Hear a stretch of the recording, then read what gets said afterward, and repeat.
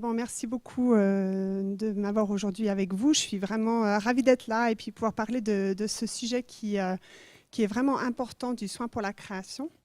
Et puis avant de vraiment... Ah merci, oui. Avant de parler des motivations qu'on aurait en tant que chrétien pour prendre soin de la création, je voulais juste faire un tout petit rappel en 3 diapositives de pourquoi est-ce qu'on parle de crise écologique en ce moment. Je sais que vous avez tous entendu parler de ça énormément, que dans les médias, ça a été, voilà, on en entend tout le temps parler. Mais souvent, c'est un sujet, en tout cas pour moi, que j'ai entendu pendant des années dans les médias et pas vraiment réalisé ce que ça voulait dire. C'était, voilà, ça restait assez lointain. À force de voir des ours polaires, j'avais l'impression que c'était pas vraiment pour moi. Donc j'ai juste 3 petites diapositives en introduction, juste pour rappeler ce que c'est que le réchauffement climatique et puis la perte de la biodiversité. Alors au niveau du réchauffement climatique, on parle beaucoup de toutes ces températures et je pense que pour beaucoup d'entre nous, peut-être ça ne veut pas dire grand-chose. Vous voyez une température qui a été très très stable pendant 2000 ans, qui oscille bien sûr, mais qui reste relativement stable. Et puis cette montée tout d'un coup, là, ces dernières années, donc c'est ça le réchauffement climatique. Mais bon, on parle de 1 degré en ce moment, 1,1 degré, on parle de se limiter à 1,5, de se limiter à 2, mais qu'est-ce que ça veut dire vraiment pour nous? Qu'est-ce que ça représente? Est-ce que ça vous parle, ces températures-là?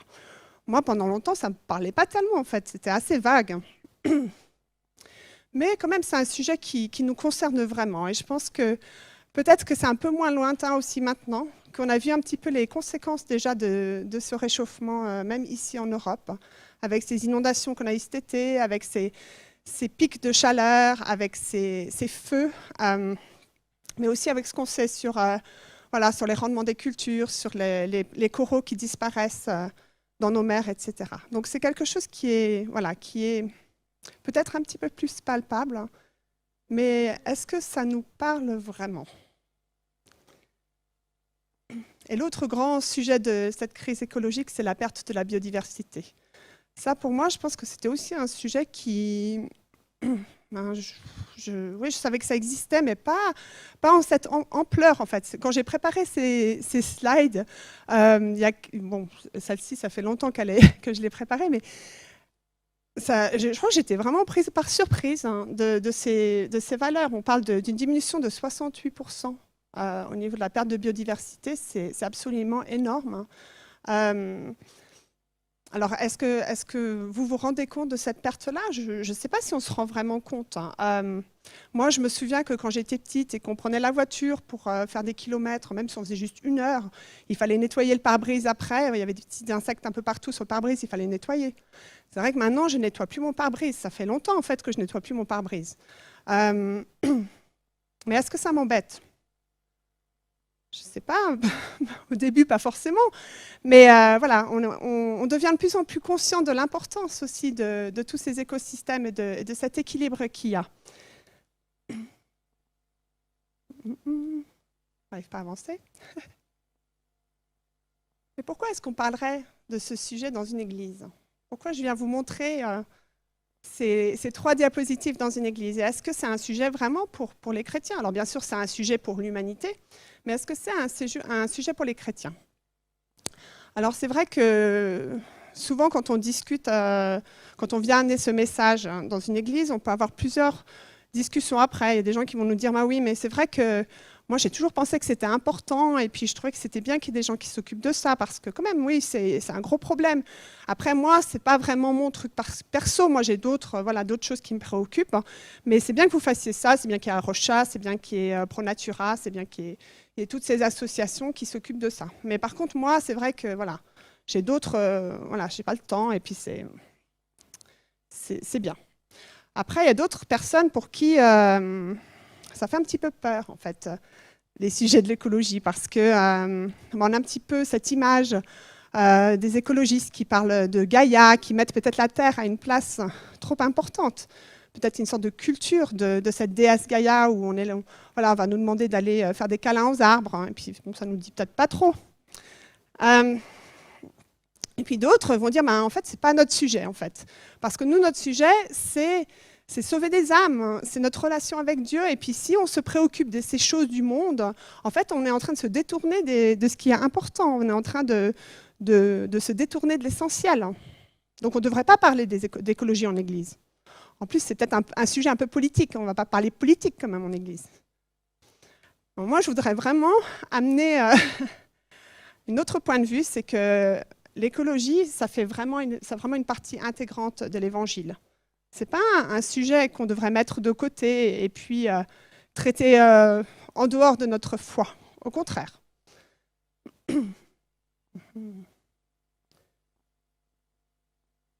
J'aime bien cette image parce qu'elle nous rappelle cet équilibre qui devrait exister entre Dieu, entre l'humanité et la nature. Parce que Dieu, il est le créateur de toutes choses.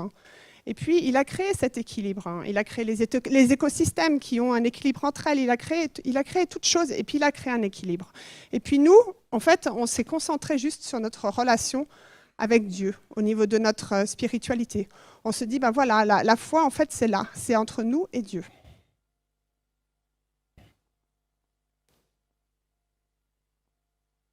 Moi, je pense qu'il y a 4 motivations. Alors, il y en a sûrement plus, mais ce matin, je voudrais parler de ces 4 motivations-là. Pourquoi est-ce qu'en tant que chrétien, on devrait se soucier de la création?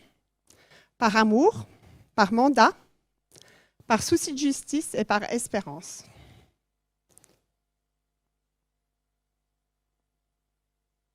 Tout d'abord, je dirais que pour moi, c'était pas super clair dès le début, du moins peut-être pas aussi clair que ça, à quel point Dieu aime toute sa création. En fait, je savais que Dieu avait créé la terre, qu'elle était bonne, qu'il aimait sa création, mais ça restait quand même, voilà, le plus important, c'est quand même nous, notre place à nous. Mais Dieu considéra tout ce qu'il avait créé et c'était très bon. Genèse 1, verset 31. Et même s'il y a une place très importante pour l'humain dans le cœur de Dieu, après tout, nous sommes faits à son image, eh bien Dieu, il aime toute sa création. Et si on se rappelle de Noé et de l'alliance qu'il a faite avec nous, avec les humains, mais aussi avec tout le reste du vivant. J'aime particulièrement ce verset, peut-être parce que m'a tout particulièrement parlé au niveau de ma foi. Bien sûr, on connaît tous ce verset. Dieu a tant aimé le monde qu'il a donné son Fils unique afin que quiconque croit ne périsse jamais, mais ait la vie éternelle. Donc Jean 3, verset 16. Mais moi, ce que j'avais trouvé intéressant justement ces dernières années, en commençant à travailler pour Arocha, je commençais à réfléchir sur le lien entre ma foi et puis mon souci pour l'environnement. Personnellement, ça fait longtemps que je me soucie dans l'environnement, dans le sens où déjà c'est mon travail. Pendant 15 ans, j'étais ingénieure dans l'environnement, je travaillais dans la dépollution des eaux, donc pour protéger les ressources, pour la santé publique. Mais c'est vrai que ça restait très très séparé au niveau de ma foi. En fait, j'avais presque... C'était presque, voilà, c'est le travail de tous les jours. Ça fait partie de nos préoccupations du jour, mais ce n'est pas aussi important que notre vie spirituelle. En fait, c'est cette séparation dualiste qu'on a tendance à faire beaucoup dans nos vies, où on veut toujours séparer le matériel du spirituel, le ciel de la terre. Et ça, c'est vraiment quelque chose qui nous vient de Platon, mais qui ne nous vient pas de la Bible, cette séparation que l'on fait continuellement. Et puis dans ce verset, en fait, en lisant un livre de Dave Buchlex qui s'appelle « Dieu, l'écologie et moi », il raconte comment, en faisant ses études de théologie, il s'est rendu compte que le monde, mais en grec, c'était le cosmos, que ce n'était pas juste nous. Et que lui, il avait toujours lu ce verset en se disant Dieu, il nous a tant aimés qu'il a donné son Fils. En fait, Dieu, il nous a tant aimés, mais il aime aussi toute sa création et tout le reste du vivant. C'est le cosmos. Et donc, cette espérance qu'on a en Jésus, elle s'étend bien au-delà de juste nous les hommes. Et cet amour de Dieu, qui est si important qu'il envoie son Fils pour nous, il s'étend aussi à la création. Et quand on comprend cet amour que Dieu a pour tout ce qu'il a créé, là, c'est vrai que ça peut amener un changement de cœur, ça peut vraiment changer quelque chose en nous. Le deuxième point, c'est par mandat. Alors avant, on disait par obéissance, mais les gens n'aimaient pas trop le terme obéissance, et je comprends. Alors maintenant, j'utilise le terme par mandat. Dieu créa les hommes de sorte qu'ils soient son image. Oui, il les créa, de sorte qu'ils soient à l'image de Dieu. Il les créa hommes et femmes. Dieu les bénit en disant « Soyez féconds, multipliez-vous, remplissez la terre, Rendez-vous en maître et dominez les poissons des mers, les oiseaux du ciel, tous les reptiles et les insectes. Genèse 1, versets 27 et 28. Vous ne savez peut-être pas, mais nous les chrétiens, on a été beaucoup critiqués par rapport à ce verset, par rapport à la réponse de l'humanité un petit peu par rapport à la planète, en tout cas au niveau des écologistes. Parce que ça donne l'impression que, en fait, on devrait pouvoir faire un peu ce qu'on fait, c'est-à-dire voilà, de dominer la Terre, d'être les maîtres des poissons et des mers. Mais qu'est-ce que ça veut dire de dominer la Terre? Qu'est-ce que ça veut dire de régner sur les poissons, de régner sur la terre? On nous dit dans ce verset, juste avant qu'on est fait à l'image de Dieu, qu'est-ce que ça veut dire d'être fait à l'image de Dieu? Qu'est-ce que ça veut dire de régner en étant à l'image de Dieu? Notre exemple à nous, c'est Jésus, c'est un roi serviteur. C'est un roi qui a une façon de régner très, très particulière.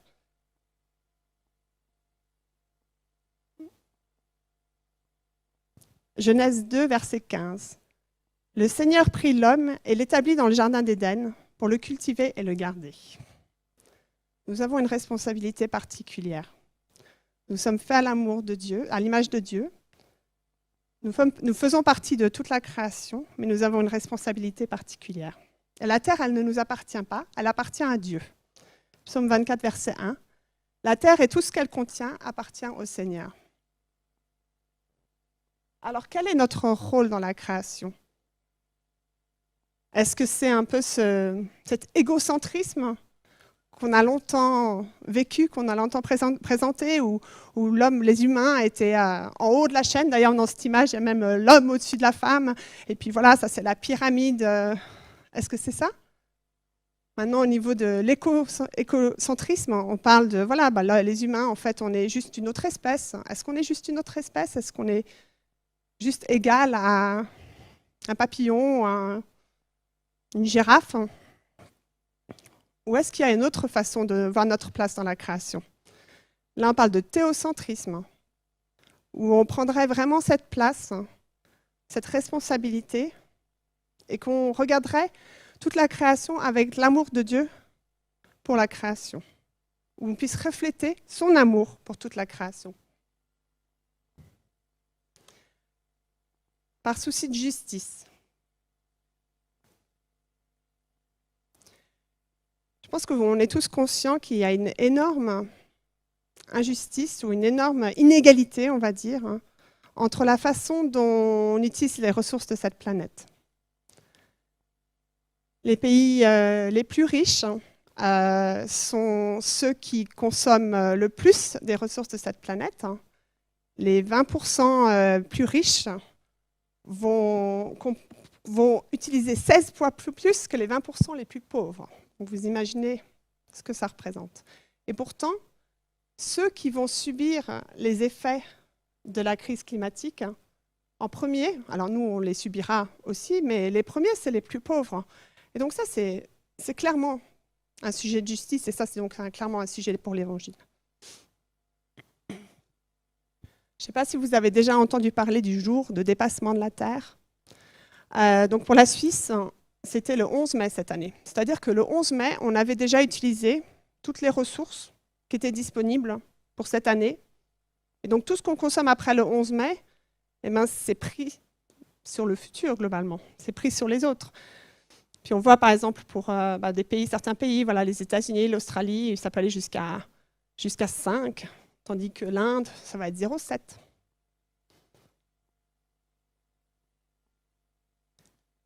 On connaît tous bien ce verset de Michée 6, verset 8. On t'a fait connaître, ô homme, ce qui est bien, et ce que l'Éternel demande de toi, c'est que tu pratiques la justice et que tu aimes la miséricorde, que tu marches humblement avec ton Dieu.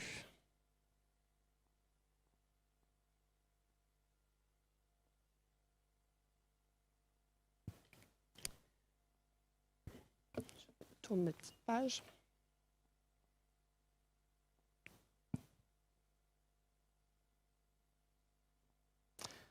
Nous devons donc aussi rechercher la justice pour les plus vulnérables. Et le dernier point, mais qui est bien sûr essentiel, c'est par espérance. Et ça, c'est vraiment quelque chose qu'on a en plus, nous les chrétiens. On a l'espérance. On a l'espérance déjà que Dieu, il ne va pas nous abandonner et qu'il ne va pas abandonner toute sa création. Et puis on a l'espérance qu'on n'a pas, nous, à sauver le monde.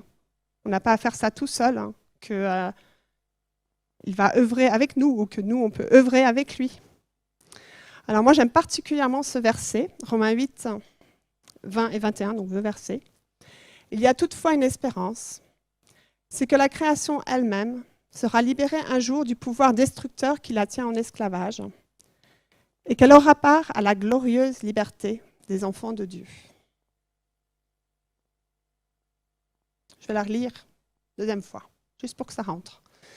Il y a toutefois une espérance, c'est que la création elle-même sera libérée un jour du pouvoir destructeur qui la tient en esclavage et qu'elle aura part à la glorieuse liberté des enfants de Dieu. Je ne sais pas ce que ça vous fait, vous, ce verset, mais moi, ça me remplit d'espérance. Et on y retrouve là encore tout l'amour de Dieu pour toute sa création. Donc quand on prie le Notre Père, quand on prie que ton règne vienne sur terre comme au ciel, souvenons-nous de ce verset aussi. Je vais juste vous lire un petit extrait du carnet de route qui a été préparé pour un temps de jeûne qui s'appelle Détox la Terre, donc qui a eu lieu en 2021 au mois de mars. Donc c'est un temps de jeûne écuménique justement sur le thème de jeûner pour le climat, donc un jeûne de consommation ou un jeûne d'alimentation, et ça aura lieu de nouveau l'année prochaine, entre mars et avril. Donc si jamais vous voulez participer, regardez Détox la Terre sur Internet. Je vais juste lire une petite phrase qui parle d'espérance. Espérer, c'est voir à travers la réalité présente le meilleur qu'on peut devenir. Parce que nous savons que Christ amène à son retour justice, paix et joie, ne sommes-nous pas déjà appelés à incarner ici et maintenant cette promesse du royaume de Dieu ?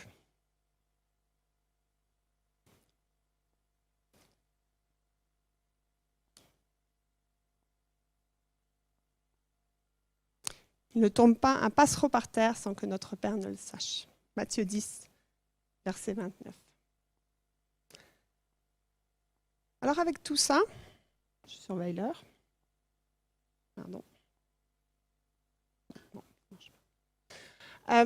Qu'est-ce qu'on peut faire ? Qu'est-ce qu'on peut faire ? Déjà, je vous invite à réfléchir quels sont les aspects de cette crise écologique qui vous touchent. S'il y a des aspects qui vous touchent, et c'est possible que ça ne vous touche pas, et si ça ne vous touche pas, ça ne veut pas dire que déjà que ça n'existe pas ou que vous n'avez pas de cœur, ça veut juste dire que parfois, en fait, on voit tellement de choses, on voit tellement de choses aux informations, on voit tellement de choses terribles dans le monde, en fait, qu'on se fait une carapace, et que on ne sait pas comment gérer, comment regarder tout ça en face. Et parfois, c'est juste plus simple, en fait, de tourner la tête et de se dire, bah non, bah, ça n'existe pas, ou oui, mais voilà, c'est pas à moi de me soucier particulièrement de ça, parce que qu'est-ce que je peux faire ? Mais là, je voudrais vraiment vous inviter à déjà à réfléchir en quoi est-ce que ça vous touche, et puis à vous dire que si on peut faire quelque chose. C'est ça qui est chouette en plus. Moi, ça qui est chouette. En fait, quand je vous parlais de la justice et puis qu'on voyait toutes les planètes qu'il faudrait, si on était suisse, si on était américain, si on vivait en Inde, etc. Mais le réchauffement climatique, il n'est pas venu tout seul, c'est nous les humains qui sommes responsables. Alors ça, c'est à la fin, on peut se dire, oh là là, mais on est responsable. On peut tomber dans l'anxiété, dans la culpabilité.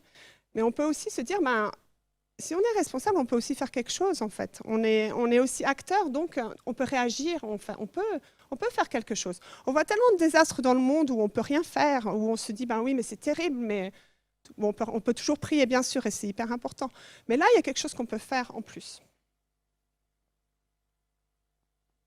Je vous invite, la première chose à faire, je dirais, c'est commencer par la gratitude et l'émerveillement. Commence par ça. Commence par la reconnaissance pour tout ce que Dieu a créé. De se reconnecter à la nature. La création, c'est un vrai lieu d'émerveillement. Elle peut vraiment nous donner des leçons de vie et de foi. Et puis, c'est vraiment un lieu privilégié de rencontre avec Dieu. J'adore ce verset. Car depuis la création du monde, les perfections invisibles de Dieu, sa puissance éternelle, sa divinité se voit dans toutes ses œuvres quand on y réfléchit. Romains 1, verset 20. Et ensuite, je vous invite vraiment à reconnaître les souffrances de ce monde et à se laisser ressentir quelque chose. Parce qu'à force de mettre notre carapace, en fait, on se retrouve un peu dans l'inaction. On se retrouve un peu coincé comme un lapin devant les feux d'une voiture la nuit qui reste là figé. Ah, il ne sait pas quoi faire, il ne sait pas où bouger, il est coincé. Romains 8, verset 22. Or, nous savons que jusqu'à ce jour, la création tout entière soupire et souffre les douleurs de l'accouchement. J'aime beaucoup cette analogie aussi, parce que l'accouchement, alors, ça apporte aussi de l'espérance. C'est une nouvelle vie qui arrive. Alors, c'est des douleurs, mais c'est aussi de l'espérance.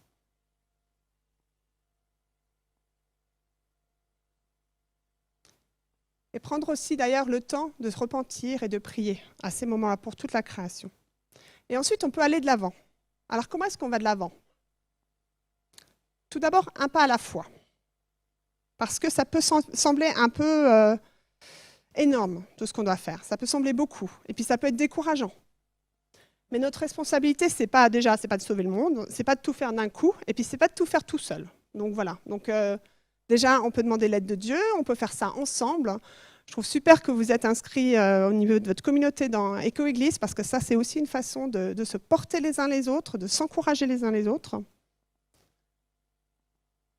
Et puis, je vous encourage vraiment à agir, non pas par culpabilité, non pas par peur, mais plutôt par amour. Comme un acte d'amour ou un acte de louange. Matthieu 22, versets 37 et 39. Jésus lui répondit, « Tu aimeras le Seigneur ton Dieu de tout ton cœur, de toute ton âme, de toute ta pensée. C'est le premier et le plus grand commandement. Et voici le second, qui lui est semblable. Tu aimeras ton prochain comme toi-même. » On a toutes les clés dans la Bible, pour tout. On a toutes les clés pour tout. Et agir par amour, il y a plein de façons d'agir par amour. D'agir par amour pour Dieu, parce que c'est le Dieu créateur de toutes choses, et donc on veut prendre soin de son œuvre. Prendre soin de son voisin. Notre voisin, c'est qui? C'est la personne qui habite à côté de chez nous, mais c'est aussi la personne à l'autre bout du monde qui fabrique nos vêtements. Peut-être dans des conditions de travail qui ne sont pas acceptables.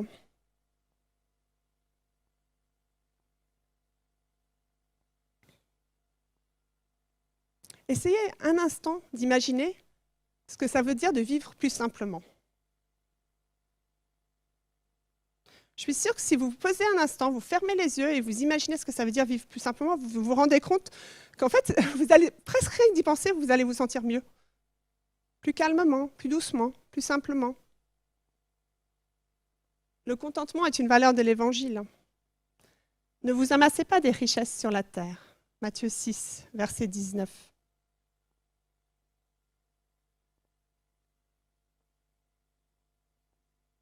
Je voudrais vraiment vous inviter à juste réfléchir comment vous pouvez changer votre regard sur la création, mais aussi sur nous-mêmes. Parce que sortir de cette crise écologique, ça veut dire aussi changer de cœur. Et si on veut changer de cœur, moi je pense que toutes les réponses elles sont tout simplement dans la Bible. Elles ne sont pas ailleurs. Nous pouvons repenser nos relations avec ce que nous possédons. Nous pouvons repenser nos relations avec ce que nous jetons. Nous pouvons repenser nos relations avec la nature et avec le reste du vivant. Nous pouvons revoir comment nous consommons. Nous pouvons réfléchir à comment nous pouvons aider notre voisin et qui est notre voisin.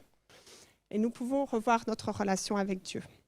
Et nous pouvons faire chacune de ces choses toujours comme un acte d'amour.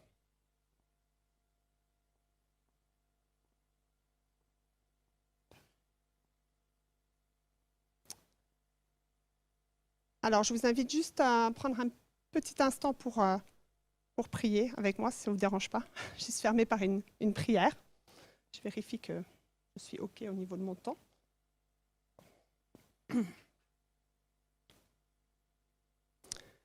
Seigneur, je voudrais vraiment juste te remercier parce que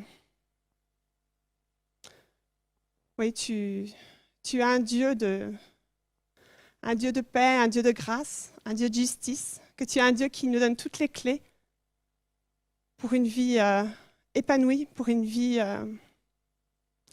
de contentement, Seigneur. Seigneur, je prie qu'on puisse toujours plus se tourner vers toi, que dans chaque aspect de nos vies, dans la façon dont on interagit avec notre environnement, avec les personnes autour de nous, on interagit avec toi, Seigneur. Je prie juste que tu puisses toucher nos cœurs, hein, que tu puisses nous parler. Et au nom de Jésus, accompagne chaque personne. Amen.